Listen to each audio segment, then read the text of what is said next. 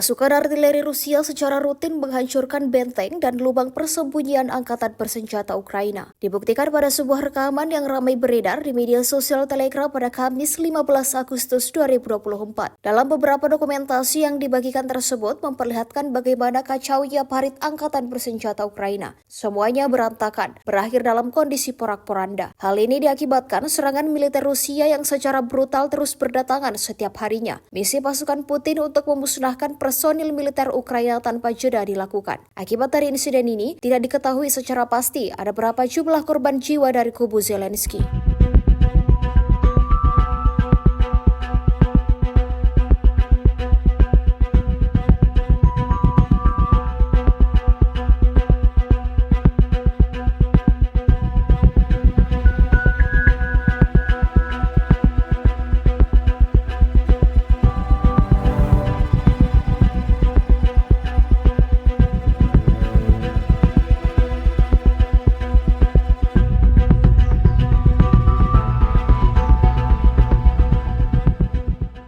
Download Tribun X sekarang, menghadirkan lokal menjadi Indonesia.